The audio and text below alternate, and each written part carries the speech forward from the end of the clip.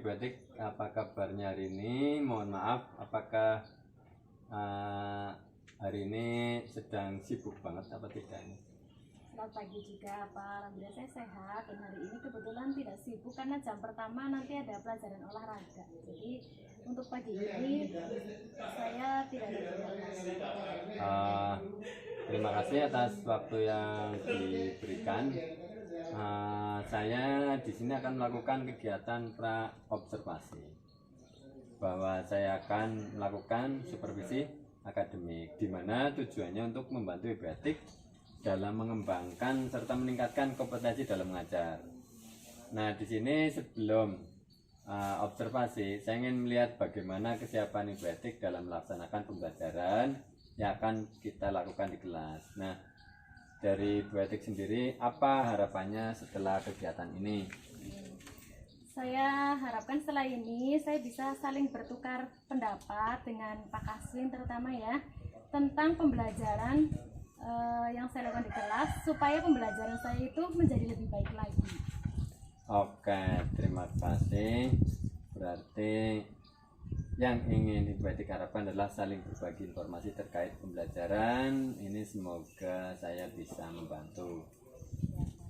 Nah, kemudian kalau boleh tahu, dalam kegiatan pembelajaran nanti nih Ibu Etik akan mengambil mata pelajaran apa ini? Saya akan mengambil mata pelajaran IPAS dengan materi bagian-bagian tubuh tumbuhan beserta fungsinya. Kemudian juga dari pembelajaran IPAS dan materi tersebut, tujuan pembelajaran yang sudah Ibu Etik susun kira-kira apa nih? Dengan mengamati gambar dan video, nanti itu siswa diharapkan mampu mengidentifikasi bagian-bagian tubuh tumbuhan beserta fungsinya dengan tepat. Dari tujuan pembelajaran tersebut, yaitu dengan mengamati gambar dan video, siswa mampu mengidentifikasi bagian-bagian tumbuhan dan mendeskripsikan fungsinya dengan tepat. Untuk persiapan kira-kira seperti apa, Bu Etik? Saya sudah menyiapkan perangkat pembelajaran berupa RPP, media, kemudian ada alat peraga, dan sumber belajarnya itu berupa YouTube dan lingkungan sekitar. Saya juga sudah menyiapkan LKPD dan evaluasi mandiri untuk siswa. Gitu ya, tadi mapelnya sudah ada, materinya sudah ada, dan tujuannya juga sudah ada. Kemudian ini strategi yang dipersiapkan dalam pembelajarannya seperti apa, atau upaya dalam mencapai area pengembangan tadi itu seperti apa? Ya, untuk strateginya saya menggunakan cooperative learning dan tutor sebaya, di mana nanti siswa saya buat kelompok-kelompok, dan setelah dibuat kelompok kan diberi tugas, kemudian siswa mempresentasikan hasilnya yang nanti akan dijelaskan kepada siswa yang lain. Barangkali nanti dari penjelasan siswa itu lebih mudah untuk dipahami daripada penjelasan guru begitu. Ini cukup, strateginya sudah cukup bagus. Nah, dalam hal ini apakah Ibu Etik membutuhkan bantuan, dan jika sekiranya membutuhkan bantuan, ini akan meminta bantuan kepada siapa, Bu? Untuk pembelajaran yang saya lakukan, saya sangat memerlukan bantuan dari teman sejawat ya, terutama untuk Pak Kaswin sendiri yang sudah senior, saya minta bantuannya. Oke, insya Allah nanti sekiranya Ibu Etik membutuhkan bantuan, saya siap. Kemudian tadi mata pelajaran sudah, tujuan sudah, strateginya juga sudah. Ini tinggal kompetensi apa yang ingin Ibu Etik kembangkan? Saya ingin mengembangkan bagaimana caranya menyampaikan materi kepada siswa itu agar mudah dipahami oleh siswa ya. Karena melihat bahwa siswa, emosional siswa dan tingkat kecerdasan itu kan berbeda-beda. Jadi saya merasa kesulitan ketika mengajari siswa hanya dengan satu strategi saja atau monoton ceramah. Oke, terima kasih. Saya yakin ini sudah, persiapannya sudah cukup matang, tinggal action saja. Kemudian ini kira-kira kapan waktu untuk observasi dan supervisi Bu Etik? hari ini saya siap, nanti jam kedua kebetulan setelah jam olahraga itu ada pelajaran IPAS. Oke, berarti hari ini Senin 29 Mei 2023 dilaksanakan observasi atau supervisi akademik nanti setelah jam pelajaran PJOK. Baik, mudah-mudahan nanti kegiatannya dapat berjalan dengan lancar. Terima kasih atas waktunya dan selamat untuk melanjutkan aktivitas kembali. Terima kasih Batik, selamat pagi.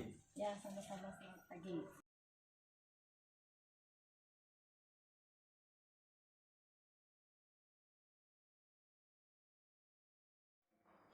Assalamualaikum warahmatullahi wabarakatuh.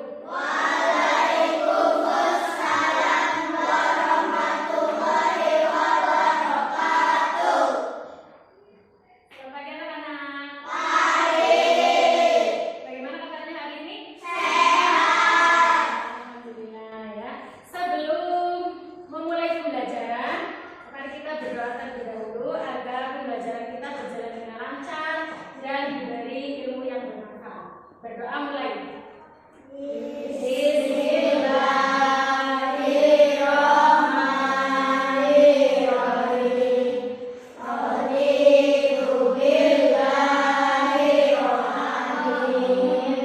Ya, ada yang tidak masuk hari ini?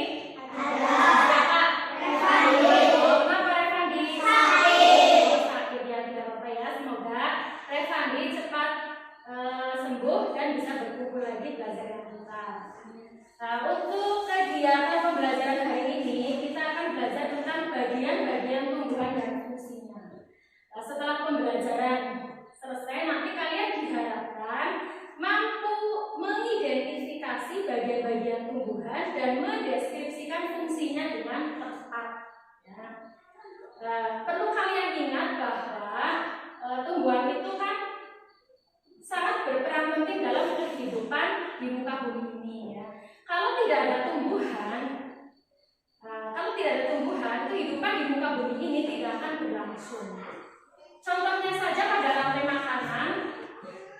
Pada rantai makanan itu tumbuhan berperan dalam sebagai produsen, di mana tumbuhan itu sebagai sumber makan utama bagi hewan dan manusia.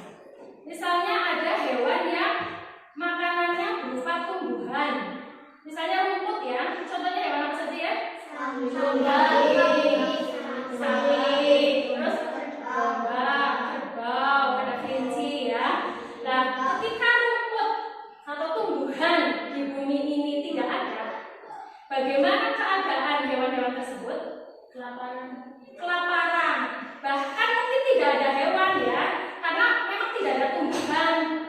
Nah, begitupun manusia, ketika tumbuhan itu tidak ada, manusia juga akan mati. Walaupun manusia itu sebenarnya makanannya kan bukan hanya tumbuhan, tapi juga daging. Tapi daging itu berasal dari hewan. Misalnya daging kambing, kambingnya makan rumput atau tumbuhan. Nah, ketika tumbuhan di bumi ini tidak ada, berarti hewan dan manusia itu sudah pasti ya tidak ada juga lah. Itu ya arti penting dari tumbuhan ya, sangat penting bagi keberlangsungan kehidupan di bumi. Nah, karena tumbuhan itu sangat penting untuk kehidupan di bumi, maka kalian harus tahu bagian-bagian dari tumbuhan dan fungsinya, bagian-bagian tubuh tumbuhan dan fungsinya. Nah, sebenarnya tumbuhan itu banyak sekali terdapat di sekitar kita ya, di rumah, di halaman sekolah, ya terus di mana ya, kebun, mungkin di jalan ketika kalian berangkat juga banyak menemui tumbuhan. Nah, guru yakin kalian itu sudah tahu bagian-bagian dari tumbuhan, tubuh tumbuhan ya. Nah, coba sebutkan bagian-bagian dari tubuh tumbuhan yang kalian ketahui.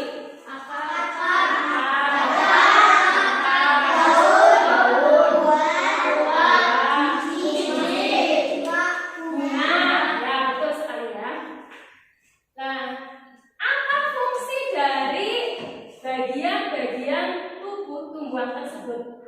Nah, untuk menjawabnya,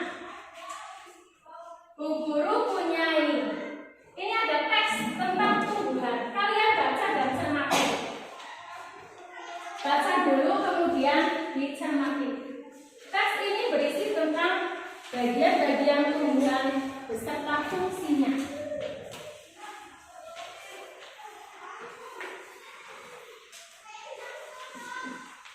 2 menit saja untuk membaca.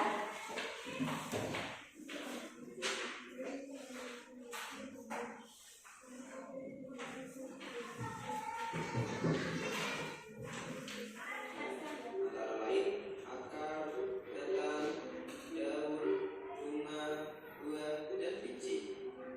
Setiap bagian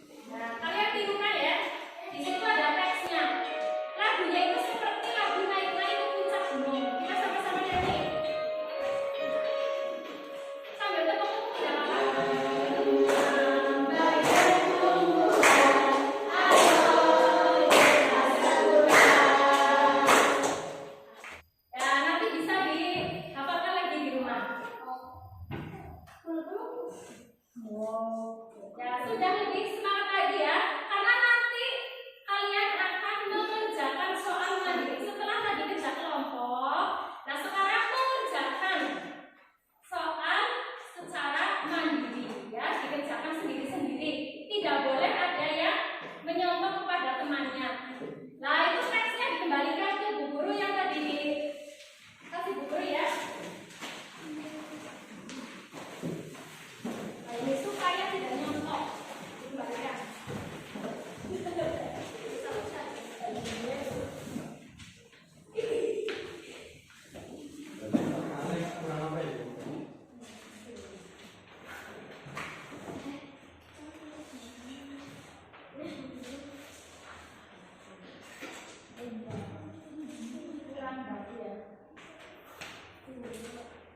Nanti dicetakkan lagi.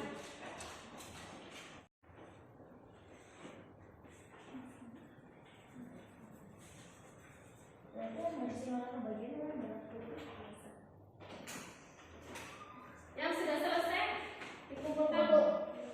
Dua lagi Bu.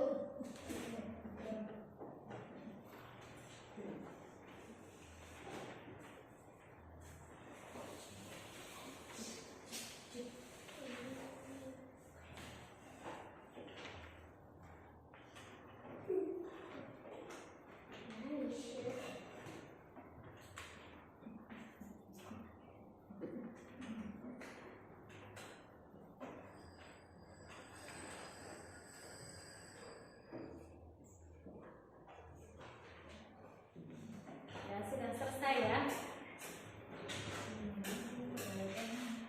Nanti Bu Guru koreksi dan dinilai.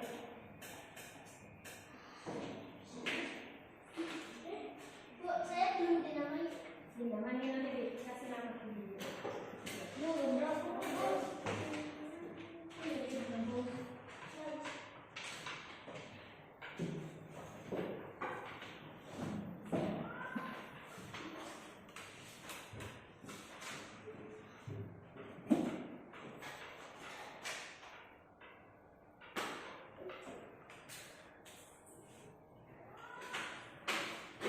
Nah, dari pekerjaan kalian ini sudah Bu Guru koreksi ya. Yang mendapat 100 itu ada Rindi, Atifa, dan Nafa. Tepuk tangan. Yang lainnya mendapatkan nilai 80 semua. Berarti untuk materi tentang bagian-bagian tumbuhan dan fungsinya itu kalian sudah paham ya. Untuk pembelajaran kali ini tentang bagian-bagian tubuh tumbuhan itu ternyata kalian sudah paham semua, tapi satu yang kalian masih belum bisa mengerti ya, ini ada bagian buah. Buah tadi fungsinya memang untuk makanan cadangan. Makanan cadangan itu maksudnya makanan cadangan bukan untuk manusia, untuk tumbuhan itu sendiri. Misalnya pada pohon bukan pohon mangga, pada pohon ubi jalar atau singkong. Lah, singkong itu kan buahnya ada di bawah ya. Nah, itu singkong itu kalau terlalu lama tidak dipetik, tidak dipanen, itu nanti akan mengeras batangnya menjadi kayu. Nah, itu yang dimaksud dengan makanan cadangan. Bukan makanan cadangan untuk manusia, walaupun sebenarnya buah itu untuk makanan biasa dimakan oleh manusia, gitu ya. Nah, berarti kita akan belajar tentang alat perkembangbiakan pada tumbuhan.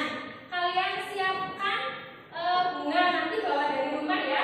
Bunga apa saja silakan dibawa dari rumah. Nah, untuk pembelajaran hari ini kita agak cukup. Kita berdoa untuk mengakhiri pembelajaran. Berdoa mulai. Bismillahirrahmanirrahim.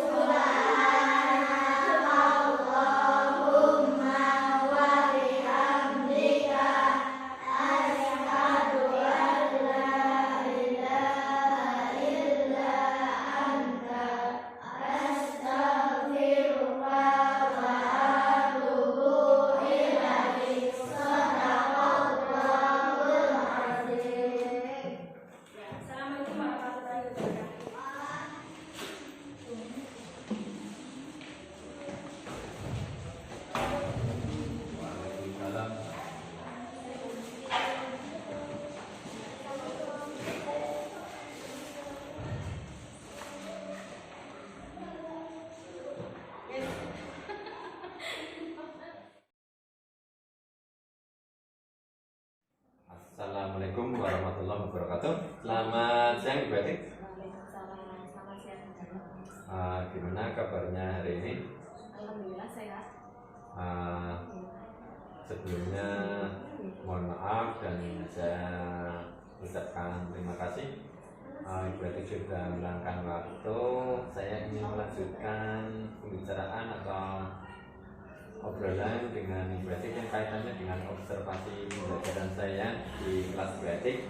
Barangkali Ibu Atik mau menceritakan, sharing-sharing saja. Saya sudah melakukan observasi di kelas Ibu Atik. Kemudian saya ingin tahu dulu dari Ibu Atik sendiri tentang pembelajaran seperti apa yang menurut Ibu Atik. Kalau pembelajaran yang kemarin saya lakukan itu kan menggunakan model pembelajaran cooperative learning dan sebagainya. Kemudian medianya saya menggunakan media YouTube, juga alat peraga bentuk konkret. Nah, dari situ saya mendapatkan keadaan siswa yang bisa dikondisikan, yang semula biasanya saya untuk belajar itu siswa bisa bermain-main sendiri. Kemudian jika diberi tugas kelompok juga hanya anak-anak itu saja yang aktif, tapi anak yang lain juga ikut belajar kelompok, itu bekerja sama. Kemudian dari pembelajaran yang sudah Ibu Atik lakukan, adakah yang perlu ditingkatkan, Bu? Masih ada sih. Oke. Kalau kemudian kalau boleh saya tahu, ini apa yang ingin Ibu Atik tingkatkan? Untuk pembelajaran depannya saya meningkatkan keaktifan siswa. Jadi hampir 50% siswa di kelas 4 itu tidak aktif, Pak. Jadi hanya misalnya diberi tugas kelompok hanya ikut-ikutan saja, dan yang aktif itu anak-anak yang biasanya berani untuk maju presentasikan itu saja. Jadi motivasi intrinsik dari siswanya yang memang kalau kelas 4 itu masih suka bermain. Nah, itu pengalaman tadi. Nah, ke depan misalkan kita sudah tahu masalah tadi, berarti kan buat rencana baru. Nah, ini rencana baru yang akan dilakukan seperti apa, Bu? Ya, rencana saya ya ingin mengaktifkan, lebih aktif lagi siswa-siswa yang pasif, dengan cara mungkin siswa itu harus dilibatkan dalam pembelajaran atau sering dipanggil namanya. Jadi misalnya dalam pembelajaran anak tersebut dipanggil, tapi tidak dalam kondisi langsung ya. Ya intinya dilibatkan saja. Ketika saya ada apa yang saya memegang alat peraga misalnya ya, merasa kesulitan, saya bisa memanggil anak yang pasif itu untuk membantu saya. Kemudian dari itu kan saya bisa ngobrol-ngobrol dengan anak tersebut, kemudian dipancing untuk berpendapat. Jadi secara bertahap, tidak langsung menunjuk, kemudian anaknya diberikan dijawab. Berarti intinya secara bertahap, tidak langsung dipanggil maju ke depan, mungkin hanya dari tempat duduknya dulu ya, diajak komunikasi itu. Kemudian rencana tadi komunikasi dengan siswa terlebih dahulu, kemudian siswa diaktifkan, dipancing dari tempat duduknya tadi seperti tadi. Ini nanti kalau sudah berani dicoba, kemudian untuk berdiri dan menyampaikan, baru maju begitu ya, Bu? Nah, dari tadi adakah rencana lain selain rencana yang seperti itu? Ya, rencana saya untuk pembelajaran selanjutnya itu saya akan membentuk kelompok lagi, tapi dengan anggota yang berbeda. Kalau biasanya saya menyebar anak-anak yang aktif itu di setiap kelompok, nanti saya akan mengelompokkan anak yang pasif dengan yang pasif, yang aktif dengan yang aktif. Tujuannya saya adalah supaya yang pasif itu bisa mengikuti yang kelompok yang lain. Jadi diberi tanggung jawab supaya nantinya ada mencontoh dari itu saja bisa maju kenapa saya tidak begitu. Oke, jadi tetap fokusnya pada dibuat kelompok, karena per kelompoknya tadi misalnya aktif, kemudian itu bagus sekali dalam tiap kelompok. Berarti mungkin malah ditambahkan sebuah permainan apa ya? Permainan boleh. Itu istilahnya suatu rencana yang cukup bagus. dari batik selain menyaksikan siswa dengan cara mengambil, tapi juga cara dibuat kelompok itu. Nah, kemudian kegiatan tersebut ini batik ini rencana tadi itu kapan untuk mulai dilakukan? Ya, rencana saya itu setiap pembelajaran nanti saya berusaha untuk meningkatkan keaktifan siswa. Jadi dari siswa 15 siswa itu kan ada sekitar 7 atau 8 yang belum aktif nih. Nanti paling tidak untuk belajar berikutnya ya ada 3 siswa atau berapa siswa yang sudah mulai aktif secara bertahap, supaya nanti di kelas, ketika naik kelas 5 kan jadi mereka sudah berani maju, sudah aktif dan berarti paling tidak berarti ada target, kemudian ada waktu yang diperlukan, sehingga kegiatan tersebut bisa diukur ya, misalkan 2 minggu dapat berapa. Itu cara yang cukup bagus berarti, dan saya sampaikan setelah pembelajaran ini dan besok dan seterusnya dalam rangka itu. Terima kasih, mudah-mudahan nanti bisa dilaksanakan dengan benar. Kemudian juga begini Bu, pastinya Ibatik sendiri untuk Ibatiknya tentunya ingin berkembang ya. Kemudian untuk pengembangan diri dari Ibatik, apakah Ibatik punya rencana aktivitas untuk kegiatan pengembangan diri tersebut?